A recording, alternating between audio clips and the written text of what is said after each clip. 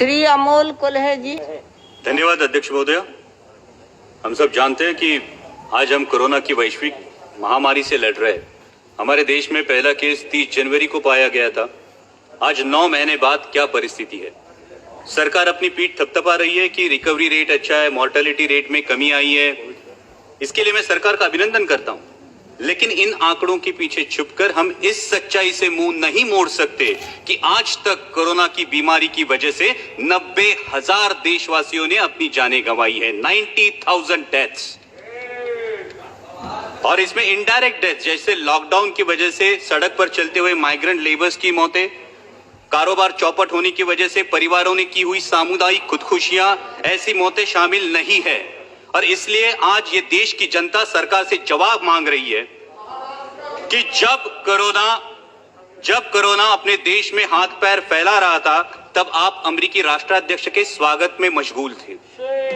जब देश की सेहत संभालने के प्रयास जरूरी थे, तब आप राज्यों की सरकारें गिराने के प्रयास में लगे हुए थे। और इसका खामियाजा आज देश के हर आदमी को भुगतना पड़ रहा है।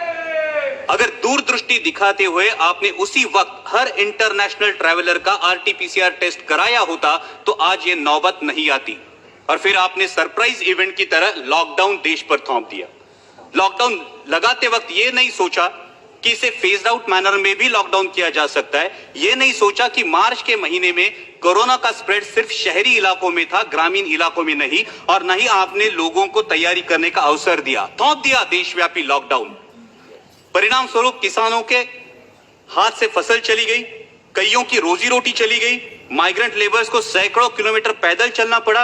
लोगों ने बच्चों को बिस्कुट खिलाकर, पानी पिलाकर सुला दिया, लेकिन आप पर विश्वास रखकर उन्होंने उफ तक नहीं की। फिर आपने कहा तालियां बजाओ, हमने तालियां बजाई, थालियां पीटी, घंटानाद किया, शंख ध्वनि किए, दिए भी जलाए, हमने सब किया, आप पर विश्वास रखकर किया। और विश्वास ये था कि सरकार पूरी जिम्मेदारी से कोरोना की रोकथाम करेगी। आज भी oxygen bed, ventilator, ICU bed की उपलब्धि के आंकड़े जोर शोर से बताए जाते हैं अध्यक्ष महोदय, लेकिन वास्तविकता क्या है? आज देश के आम आदमी को हॉस्पिटल में बेड पाने के लिए, ऑक्सीजन बेड, वेंटिलेटर उपलब्ध कराने के लिए दर दर की ठोकरें खानी पड़ती है। कई अभागी देशवासी ऐसे हैं कि जिन्हें रास्ते पर दम तोड़ना पड़ा है। क्या देश ने आप पर विश्वास जताया था, उसका यही फल आपने देश को दिया है? आज 9 महीने बाद भी सर्वशक्तिशाली सरकार देशवासियों के दिलों से इस दहशत को उखाड़ फेंक नहीं पाई, जिनकी उनके दिल में इनसिक्योरिटी है, अपनी जान को लेकर, अपनी सेहत को लेकर, अपने काम को लेकर, अपने भविष्य को लेकर। तो क्या यह हमारी विफलता नहीं है? आज कोरोना की मृत्यु संख्या में देश विश्व में दूसरे पायदान पर है अध्यक्ष महोदया। और फास्टेस्ट ग्रोइंग केस लोड में हमने अमेरिका और ब्राजील को पीछे छोड़ के पहला पायदान प्राप्त कर लिया। क्या यह भूषणावह है हमारे लिए? मैं सदन के माध्यम से अध्यक्ष महोदया स्वास्थ्य मंत्री जी से पूछना चाहता हूं कि क्या देश कम्युनिटी ट्रांसमिशन की फेज में है या नहीं? अगर इस सवाल का जवाब हां है, तो सरकार की सब पॉलिसीज फेल हो चुकी है, इसका यह सबूत है।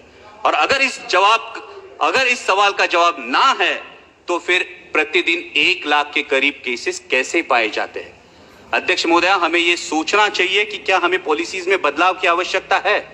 अब तक हम individual case identification, contact tracing और क्वारंटाइन के बजाय अब हम जियोग्राफिकल स्प्रेड ट्रैकिंग और उस एरिया में पर्याप्त आरोग्य सुविधा डिप्लॉय करने के बारे में क्या हमें सोचना चाहिए? आज कोरोना से जो युवा उभरे हैं, वो प्लाज्मा डोनेट करने के लिए रेडी है, लेकिन मैं स्वास्थ्य मंत्री जी से अनुरोध करूंगा कि ICMR का अब तक प्लाज्मा डोनेशन के लिए, प्लाज्मा थेरेपी के लिए क्लियर डायरेक्टिव्स नहीं है।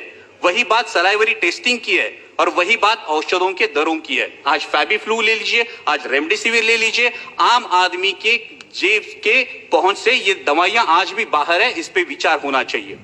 दुर्भाग्य की बात तो यह है अध्यक्ष महोदया कि जिन पर हमने कोविड वॉरियर्स करके फूल बरसाए, उनमें से कितने मेडिकल प्रोफेशनल्स की कोरोना से मृत्यु हुई, इसकी भी जानकारी हमारे पास नहीं है। यह दुर्भाग्य की बात है।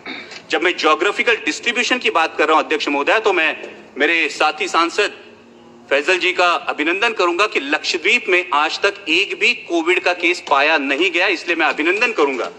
लेकिन उसी के साथ जब हम ज्योग्राफिकल डिस्ट्रीब्यूशन की बात करते हैं, तो कोविड से सबसे बाधित राज्य मेरा राज्य है महाराष्ट्र।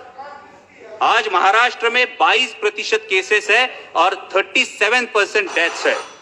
अध्यक्ष महोदय, मैंने अभी शुरू किया है, अभी मैं करेक्टिव मेजर्स पे आ रहा हूं। अध्यक्ष महोदय 2 मिनट दीजिए, सिर्फ 5 मिनट, सिर्फ 2 मिनट दीजिए। और जैसा सांसद अरविंद जी सावंत ने कहा, उस प्रकार से महाराष्ट्र सरकार पूरी तरीके से कोशिश कर रही है, आदरणीय शरद पवार जी के मार्गदर्शन में कर रही है।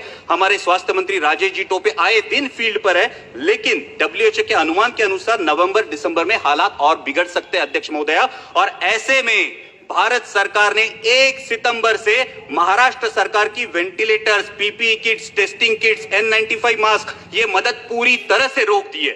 हमारे मराठी में कहावत है अध्यक्ष महोदया, आई जेऊ घाली ना आणि बाप भीख मागू देना। ऐसा बर्ताव केंद्र की सरकार महाराष्ट्र सरकार से साथ कर रही है। क्या महाराष्ट्र के रहवासी देशवासी नहीं है? क्या महाराष्ट्र के रहवासियों के प्रति केंद्र सरकार का कोई उत्तरदायित्व नहीं है? मैं इस सदन के माध्यम से मांग करता हूं कि अविलंब महाराष्ट्र सरकार को टेस्टिंग किट्स और अदर कंज्यूमेबल्स की मदद मुहैया की जाए और उसी के साथ अनइंटरप्टेड ऑक्सीजन सप्लाई के लिए महाराष्ट्र में ऑक्सीजन मैन्युफैक्चरिंग मेगा यूनिट के निर्माण के बारे में सोचा जाए। अध्यक्ष महोदय, जब हम कोविड की लड़ाई में रिसोर्सेस की बात करते, उतना ही अहम है स्किल्ड मैन पावर। जैसे कि आरोग्य मंत्री, मैडम ये बहुत अहम मुद्दा है, देश के लिए बहुत अहम मुद्दा है कि जैसा कि आरोग्य मंत्री जी ने बताया, कोरोना का वैक्सीन आने में कुछ समय लगेगा, मालूम।